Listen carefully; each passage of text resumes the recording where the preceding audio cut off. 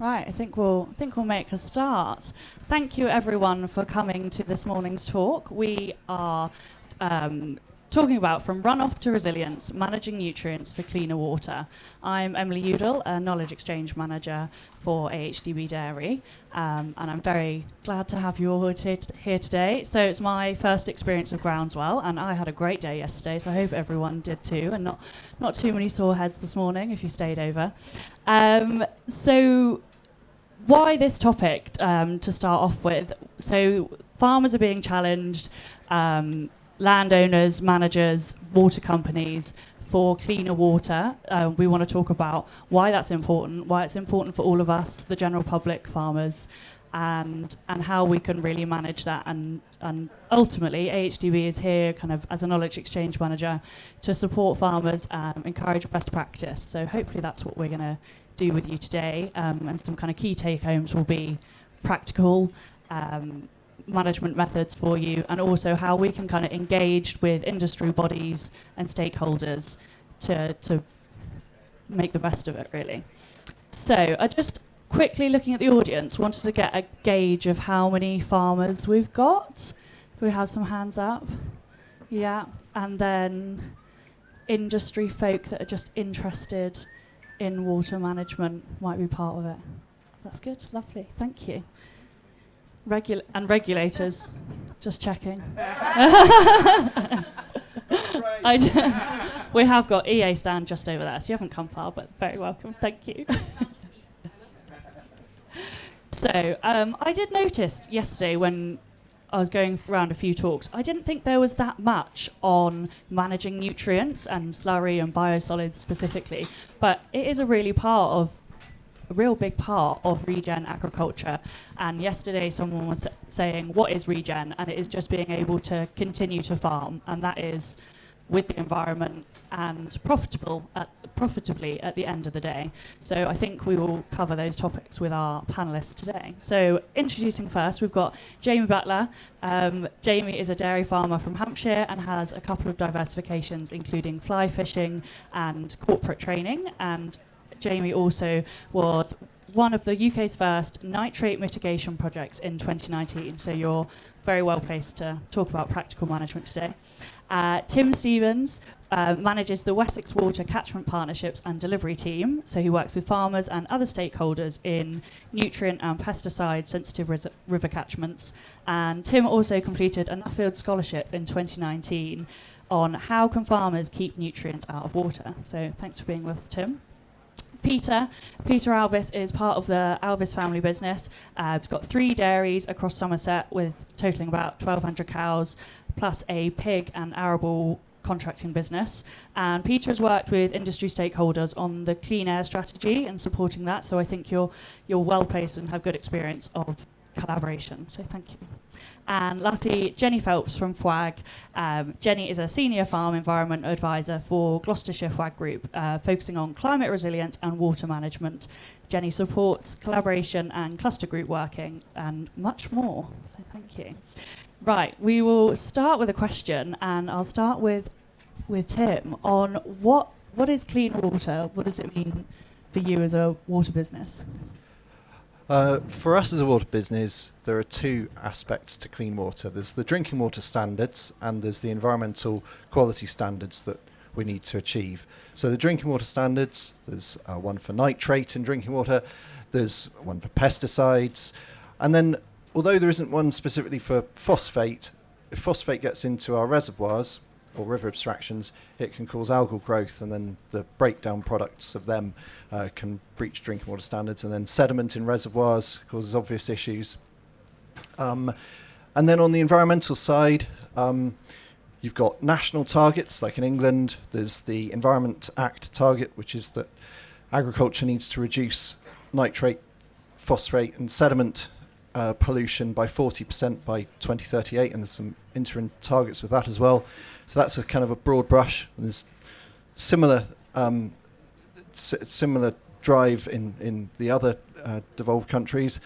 And then more locally, there are more and more catchments that have got nitrate or phosphate loss targets per hectare that are coming in. And so Poole Harbour Catchment in Dorset is an example of that, where there's a per hectare nitrate leaching loss target that farmers are working together to achieve.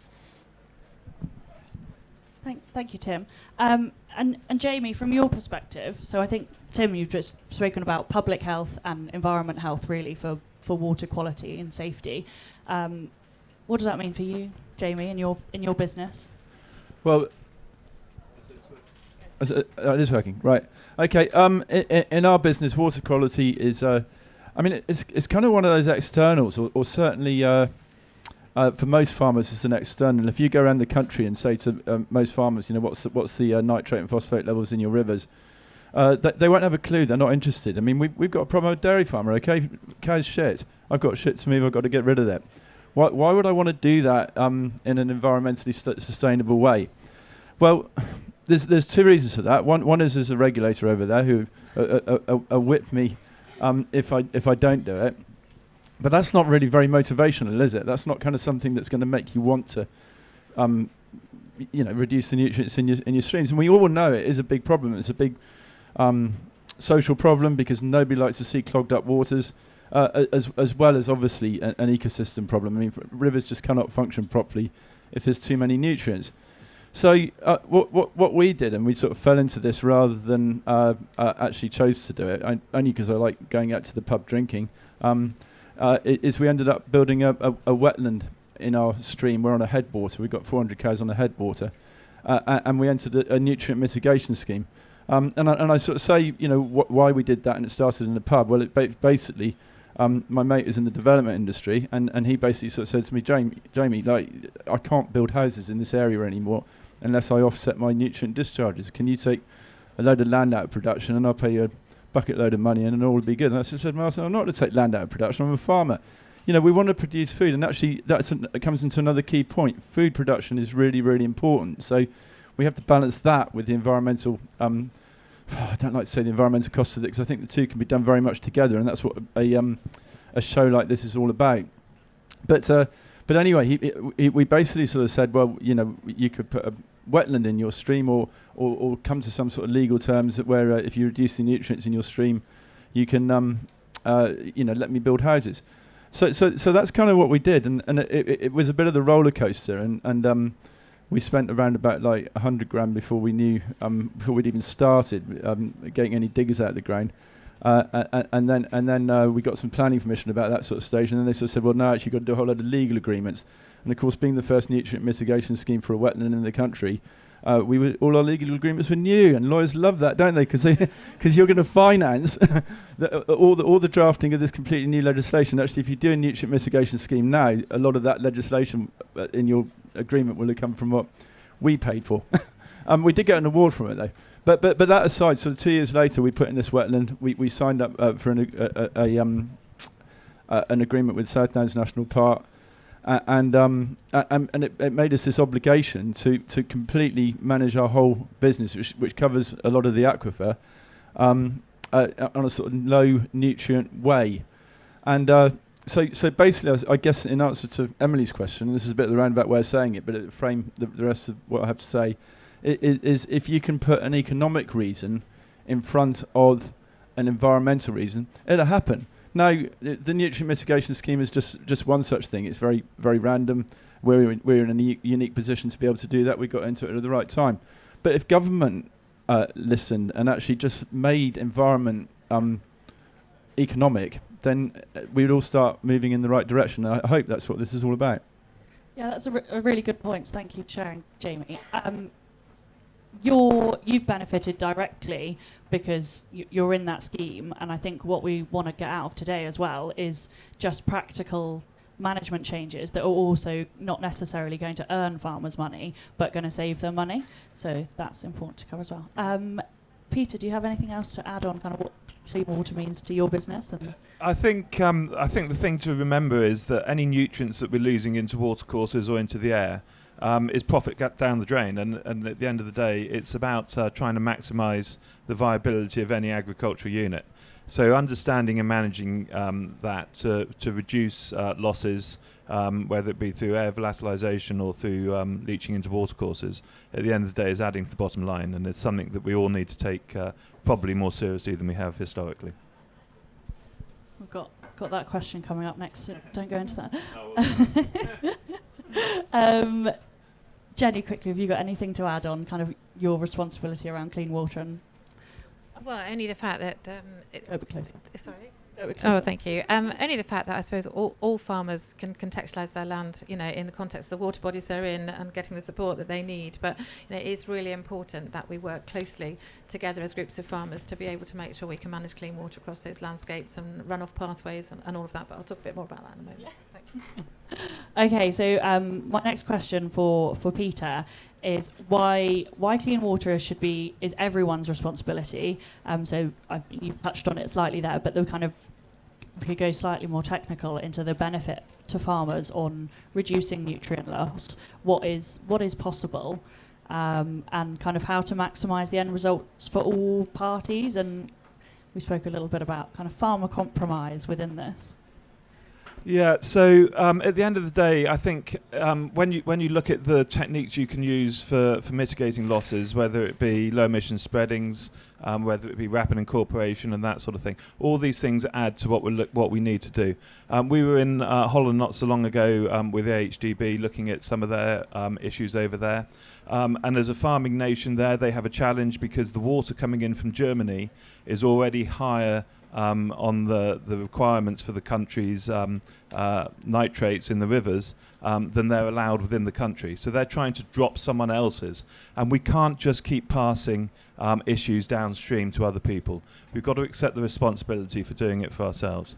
So very much like we discussed with government with clean air strategy when that was on the table, it's about working together and it's about compromising. We won't like everything that we've got to do, whether it be covering stores, whether it be rapid incorporation within a couple of hours and that sort of stuff, and low emission spreadings. It might not fit with everybody's projects, but at the end of the day, it's our responsibility to get on board with these things and to try and make the most of doing that in a compromised way that delivers everything, both for the environment, for the regulators, and for the farmer. Lovely, thank you. I think that leads quite nicely. Also, my question to Jen: you work with different stakeholders. You work with farm and cluster groups. How can stakeholders work together better to improve water quality? Well, since about 2012, there's obviously been the catchment-based approach. So anybody here can go home and actually Google what catchment you're in, what catchment partnership is active in your area. Obviously, there's lots of farmer groups setting up and have been doing so for nearly 2 decades now. So if you're a farmer and you're struggling with nutrients as an individual, then look at the farms around you, look at the context of the land you farm, not only the soil, the subsoil and the geology, but all sorts of understandings of those vulnerabilities within your farm and the groups of farms that farm within the landscape around you. The catchment-based approach is brilliant. As I say, you can put your postcode in, you can find your catchment partnership. There'll be a catchment management plan that will be there, which will have all the key stakeholders. And as a group of farmers or an individual farmer, it's really worthwhile contacting the catchment host, I would suggest, and say, please, can you give us some help? Regulation is changing. We're wanting to make sure we do this properly. And actually, invite people to come and support you as a group of farmers trying to manage nutrients in any particular locality with particular vulnerabilities that are relevant to your context. I think from your perspective then, in terms of farmers being open with inviting enforcement bodies or supporting bodies such as yourself or Catchment Sensitive, that's the way to go, and have you seen positive results from that? I think absolutely. I think I also volunteer for a farming help charity, and I think there's an enormous amount of anxiety that comes from farming, particularly with extreme weather events, with particular dairy farmers managing muck and manures. And I think that the worst thing that can happen is that you can suffer in silence. I think if you offer, for people to come and give you support and to, either ask non-government organisations or regulatory organisations with a willingness to say, please can you help us, then I think Catchment Sensitive Farming and the Environment Agency have always worked really closely together in the past. I think the capital grants are open for farming, hopefully today. I'm not sure if that includes the CSF grants, but that's what we need. We need to be able to improve the environmental quality supported by grants. And I know Thames Water, where we work, have, and I think yourselves as well, have actually, tried to replicate and enhance those grants to give farmers what they need. But a lot of people need investment in slurry storage and all of that. So, yeah, don't suffer in silence. Get some help from your catchment partnership, I would say. Thank you. Were you going to add to that, Tim? Well, just as within the catchment partnerships, there's a lot of very knowledgeable people in organisations like Rivers Trust, Wildlife Trusts, FWAG, Southwest. We work with Jenny's colleagues, and they're very good at finding funding for individual farm projects that farmers identified that they want to do, and then the Farm Wildlife Advisor will go around the different potential funders, whether it's a water company or government or other private businesses, and find a way of making that happen. But on the why cleaner water is everyone's responsibility point of view, there's more and more interest in water quality from the public, and particularly bathing water. And the coastal bathing water designations 20, 30 years ago drove a lot of investment in wastewater treatment infrastructure to achieve that. But now what we're finding is that there's a lot more interest in designating inland bathing waters. But any given inland bathing water, chances are there's going to be sewage treatment works upstream of that. There's going to be farms, inevitably. But there's also going to be road runoff, septic tanks, etc. And so the key point is that you're not going to meet those public expectations of clean bathing water or drinking water or whatever if we don't all work together and all do our bit. And sitting here as an employee of a water company, I'm very conscious that there's a huge amount of expectation on what we'll do, and there's now from 2025 to 2030 across England and Wales there's over £100 billion of total expenditure planned, with a lot of investment in upgrading sewage treatment works, addressing storm overflows, more resilient water supplies, etc. But we also want to be able to support farmers to improve their water quality status on their farms, and because ultimately, the public don't differentiate when there's some algae in a river. They don't necessarily differentiate where that's come from. Really good points. Thank you, Tim. So the support is out there. Jamie, have you had good experience from working with supporting bodies such as Catchment Sensitive? Yeah. Yes. We way back we did a water pathway management exercise with Catchment Sensitive Farming, and it was absolutely brilliant. I mean, I've lived on the farm that I live on now for, well, how old am I? 58 3/4. So 58 3/4 years. This was done probably about sort of 10 years ago, and I could not believe what I was looking at when it was pointed out to me. The runoff that was coming down the roads into the river, and from where, I mean, it just to me before I was just blind to it. But with some very, very small changes, we were able to sort of divert a lot of that water to drop back into the ground rather than go straight into the river. And there's two benefits to that. One is obviously the sediment running into the river is no longer running in the river. And that's a huge benefit to us because we've got a fly fishery on the river. So we now have sort of gin clear water regardless of whether it's been raining or not. But the other one obviously is the water catchment. I mean, as some of you know, 96% of the water in the world is in the sea. Well, I know that any drop of water that falls on our land will be in the Solent and in the sea within a day. But if I can get it to drop into the chalk aquifer, then that's regenerating that and recharging that throughout the year. So that's got a water volume bonus. So there's an awful lot of low-hanging fruit, and I hope in a minute Emma's going to ask me about plant nutrition with the same thing. Thank you. I'll just ask the same question to Tim in terms of, Peter. Good experience with other bodies and supporting you and your farm business? Yeah, from a farm business point of view, we've had excellent support, and we've worked with Tim previously in our local Rivers Trust and that sort of thing, and helped. But I'd actually like to take the collaboration in a slightly different direction, and talk to the regulators and government, and say that we actually need more collaboration and working together in the different areas. We spent 4 years working on clean air strategy in a silo. We're now talking today about farming rules for water pretty much in a silo. And in actual fact, from a farm perspective, we need a far better joined up programme that actually looks across the whole platform and pulls them together in one piece, because we can't just do it from a farm perspective just on one angle. And what we end up doing then is investing on farm in things that will suit one set of regulation but not necessarily another set of regulation. And it's going to be critical with the limited funds available to make sure that we can tackle the whole piece in one go. Really good point. Thank you very much. Jamie, so what should farmers be doing practically? You said there's low-hanging fruit. What are you doing at home to manage your nutrients? Well, I think there is. Fortunately or unfortunately, we put ourselves in a situation of having a scheme that's brought an income into the farm. But the unfortunate bit is we've got 125-year legal agreements to maintain sort of low nutrients on the farm. So what does that mean, just in numbers-wise, if people are interested? So from the top of the river to the bottom of the river after the wetland, what are you aiming for? What's the difference? So we're aiming for, I guess before we started it, I don't know if people know numbers, but sort of milligrams per litre of nitrogen, pretty high to start. We were around about sort of 12 some years ago, and we're now down to around about 7 or 8.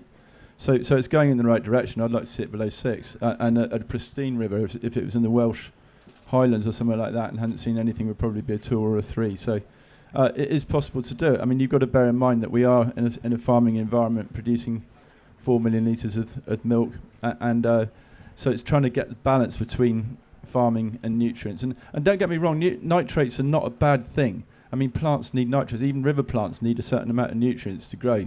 It's just the excesses that we need to get rid of. But in terms of managing that, we played around an awful lot with foliar fertilisers rather than soil-based ones. As most of you will know, particularly at an event like this, the soil-based fertilisers, around about 40% of it immediately goes into the environment. And quite interestingly, when we were comparing sort of dairy with arable in terms of the amounts of the discharges that come off each type of farming, intensive arable is not very much below dairy. I think it's sort of 31 kilograms per hectare rather than 36 kilograms per hectare. So there's not much in it.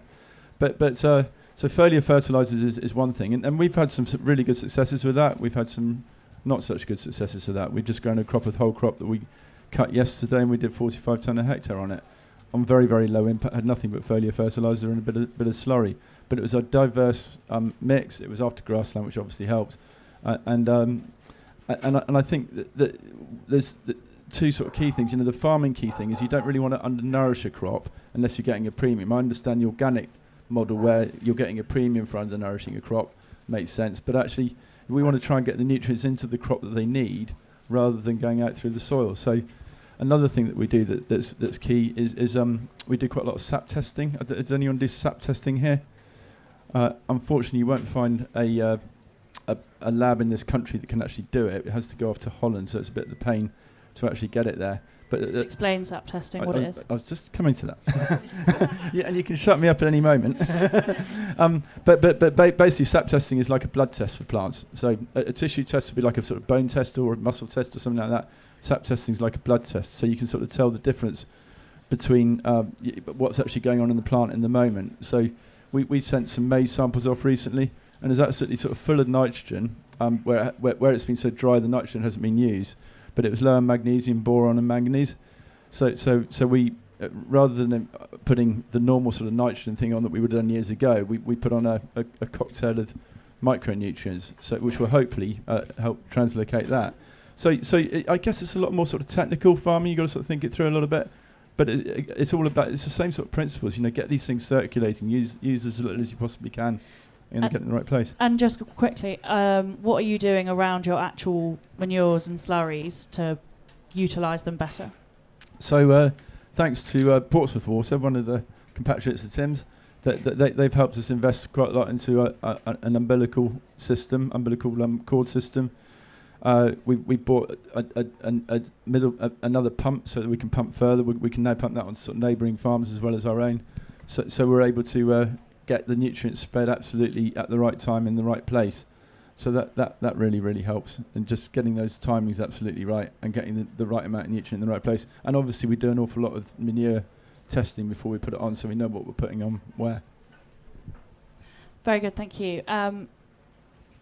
Peter, I want to leave some time for your questions too. So one other thing we were going to just touch on is the kind of recent update from DEFRA on the guidance for EA on interpreting farming's rules for water. So I had a question the other day from a farmer that couldn't be here, and he said, what does that mean practically for farmers? So I think you've had a little look through of what do you think that means for you as a farmer? I think. How are you going to be prepared? I think it's really about having your information and your data ready for any inspection that might happen, and for justifying what you're doing. It's about being able to turn around and honestly hold your hands up and saying, I'm doing this because I've got growing plants. The plants need nutrients. It's an appropriate time of year. The conditions are good enough. And so I think it's really about just being honest with yourselves. Are you doing it are you putting manures on the ground to get rid of them, or are you actually putting manures on the ground to actually use them profitably? And if the answer is you're using them profitably, the chances are you'll be able to justify it under the farming rules for water. And I'm pleased to say I'm getting a nod of a head just over here. And I think that's really the basics to look at. So it's a question really, like I say, is it profitable? Is it the right thing to be doing? The only thing I would add to that is with the seasons changing and the weather we're seeing at the moment is I think there does need to be a bit more openness from the regulators as well about when plants stop growing and when they start growing, because we do have a much longer growing season than we have in the last few years, and being open to that to be able to maximise those plant growths later in the year and that sort of thing again is key to having a profitable operation.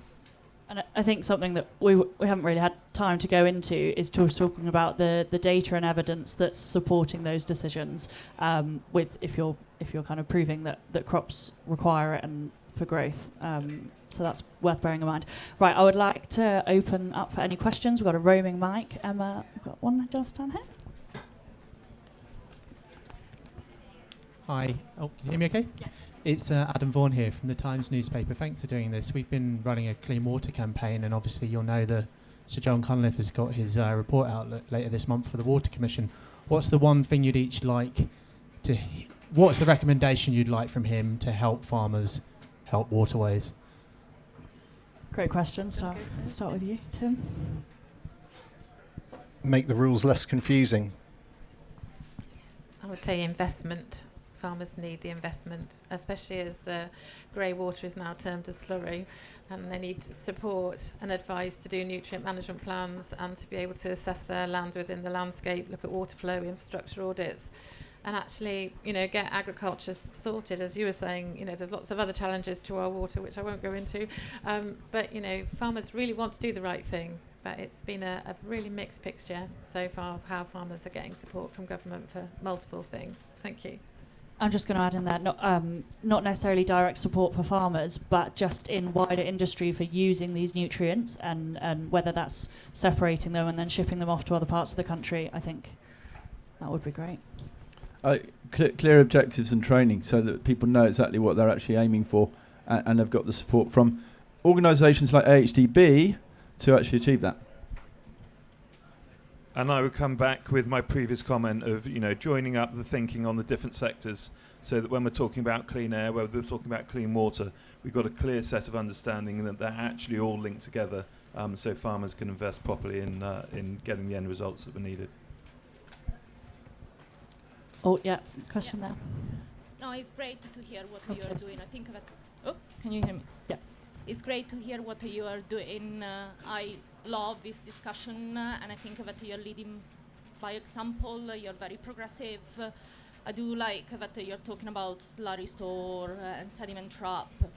The only thing that I think we also need to talk about is soil health and soil structure, because you can have the slurry store, you can have the sediment trap, but if you don't have the right structure, you don't have the right soil health, and you have a compacted field, you still lose nutrients, and that is a loss also for your business. Yeah. So if anyone didn't hear the question, it was about improving soil health and soil structure to actually retain nutrients. Jamie, what was it? I'm absolutely with you on that. I think building biology is totally key. Interestingly, I've just done a talk with Ben Taylor Davis, who's known as Regen Ben, and he's now he's starting something called a Bachelor of Arts in biology and soil health, and it's called a Bachelor of Arts because it is an art to get that soil health right, and it's all about getting a living structure. It's not just about getting the right chemical bases and the right analysis in there. It's about getting that absolute life into the soil. So we do things like we put bugs in our slurry before we put it on, and that turns the nitrogen into basically dead bacteria, which is a much more stable nitrogen to go on, and it's building biology within the soil. We put on seed dressings of the what we call sort of Johnson Sioux mix onto the seed, and then that sort of builds the biology and stimulates it. So the more we can build biology, the better the soil will hold the nutrients, the more crops we'll make, the nutrients that are in there go into the crops, and it's you're absolutely got a key point there. It's also about, I think it's also about soil management, because it's also about soil management, because depending where you are in the country, for example, I'm from the northwest. It rains a lot. We can have quite clay soil. If you go in the soil when it's too wet, obviously you compact your soil, and that can create runoff and erosion. They're really good points. Thank you. I want to make sure we get to another question, but I think the idea is that the support is there from parties such as yourself, Catchment Sensitive, and within AHDB as well. Sophie, go on. Question. It's a great topic. I just want to know, Jamie and Emily, it's quite a dry subject for quite a lot of farmers, but how you guys are making it engaging. How do you do that? How do you get Joe Blogg's farmer to get excited about this? What are you guys going to do to get them involved in this? Great question. I've posed that to Jamie earlier because you're in this area, you're making money from it, from your nitrate mitigation, but everyone can't do that. And I think that comes up a lot when we talk about different topics, whether that's diversification or are you regen, how are people going to make a premium? So it's just providing, from AHDB's perspective, providing the evidence that these farming practices are going to be more profitable, and that's hopefully how you engage. I mean, we haven't even touched on your Nuffield, Tim, of how do we get farmers engaged, but I'll come to Jamie. Yeah, and just very quickly, I mean, everyone's got their opportunity. We've got a nitrate mitigation opportunity. Others might have an organic opportunity or tend to go down that route. But also, we need to be banging on government's doors. If environment is important to the population, and that's the area we need to go to. They've got the money. They can direct what we do and how we farm. So really, it does come down to a joined up approach, with the support of the AHDB. Do you want to come? Quick word from I'll just come in on that one quickly, because I think it's a little bit like we saw with Clean Air Strategy. People didn't want to engage in that particularly because the rules were specific and hard. But what we tried to offer with the industry group we put together was a flexible option that farmers could choose the right pieces of technology and changes that were appropriate to their farm. So rather than having hard and fast rules, it was a bit more flexible. So people could actually do the right thing for their farm as well as the right thing for the environment. And I think if we can take the regulation more down that route, which it gives farmers options of different things they can do which are appropriate for their farm, then I think we would be far easier on getting them engaged in the longer term. Thank you. I'll just have a quick shout out to 2 AHDB projects at the moment. DCN is the Dairy Carbon Network that is working with a number of farms that are kind of doing projects on farm, and we'll be releasing results, and also the baselining project. So if you're interested in those, have a look on the website. I will come to the lady in the blue T-shirt. Charlotte Monkhouse, I'm a wastewater technical specialist. I'm aware that there is a lawsuit that's currently going on in the River Wye, and I believe based on the findings of that lawsuit, there probably may be more that occur on other rivers. What do you feel? In my opinion, there certainly is a case of diffuse pollution impacting the River Wye. What do you envisage the impact this is going to be on farmers in the local area, or any other farmers if it was to happen on another river? Well, Jenny? do you want to say something? You go first. I think the why is just extraordinary to me as to how it's still so polluted. I think there are so many solutions that could be implemented. We did some work with the Land Workers Alliance on the River Wye, and there are some simple things like stop getting irrigation out of the Wye, stop encouraging people to farm close to the Wye. I know a lot of the issue is chicken manures, and that partly because of the fact that, from my understanding, is that because a lot of the obstruction comes from the river, that people grow potatoes and things close to the river, and then they put the manures from the intensive chickens by the river. So actually the way that I thought at the time would be a really good way to do this would be to sort of like, fund proper, irrigation for farmers so they can farm further away from the river. But I think it's difficult because, people have got to make a living, and at the moment, everybody's demanding cheap chicken. When we all stop eating cheap chicken, there will stop being, cheap chicken factories. And so I think it is part of that whole societal shift about food provenance, what we do, and what we're asking our farmers to produce and the way we produce it. But I don't know if that's fair enough to comment. I'll just let Tim have a quick word in there. I would just say patience is needed. You referenced my Nuffield Scholarship. One finding from that is that these situations have taken decades to get to the point they're at, and they're going to take decades to fix. When I went to the Chesapeake Bay on the Atlantic coast of the USA, they'd spent 40 years and $1 billion across 6 states trying to clean up the Chesapeake Bay, and they were only just starting to see the environmental indicators starting to shift at that point. And so there's a lot being done, but it's all going to take time. Patience is the word there. I'm sorry. I'll go to, just so we can cover your ladies. Is that, thank you for your question then. Thanks. What's the future of the nitrate leaching tool in NVZs?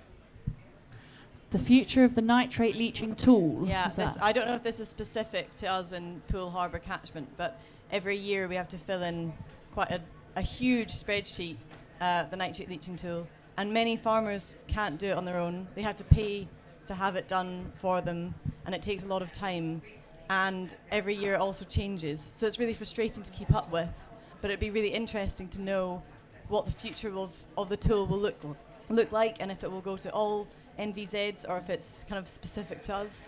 That's quite a specific question. I'll just a quick word on it, and then we might go and answer you personally. It's a question for the Environment Agency, both in Wessex and nationally, as to what their plans are for it and how they're planning to invest in its development.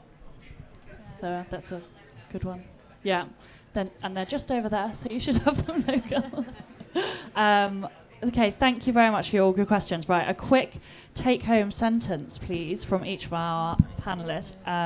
Peter, I'll come to you first. Okay, so I'm going to bang on about the same thing and say let's have collaboration and make sure the rules that we need to work with are flexible enough for farmers to be actually want to engage with them, and they're broad enough to actually cover all the areas in one go. So we're not investing in different in different systems for different things, but we're investing in composite systems that will improve all the environmental outcomes that we're looking for. Thank you. If you're a farmer, go learn what the opportunities are for you. Learn what's needed to manage your farm, and in a lot of respects, everything you do to benefit the environment can also benefit your bottom line. Thank you. Jenny? I was going to say, don't suffer in silence. There are lots of advisory bodies and organisations that are here to try and help you. So contact somebody who can give you some advice. And it is confidential if you don't want to share it immediately with the agencies. But that's what I would recommend if anyone's worried about it. First of all, be brilliant at the basics, whether that's basic compliance with the rules that are there at the moment, or the fundamentals of water protection, cover crops, buffer strips, fencing animals out of water courses, targeted and justified manure use. But we haven't mentioned climate change and increased intensity of rainfall. And unfortunately, that is only going to make the job harder for all of us. The harder it rains, the harder it is to keep soil and nutrients on the land. And so the way to address that is through slowing the flow of water through the landscape, keeping rainfall where it lands, encouraging infiltration, and that's through lots of little interventions as you go down the slope. Thank you very, very much to our panel. Last thing from me, I guess, as a take home, talk to the supporting agencies that are there, understand the requirements of your farm, your soils, a nutrient management plan, and kind of what's required of you through enforcement agencies. A bit of a round of applause to our panel there, I think. Thank you.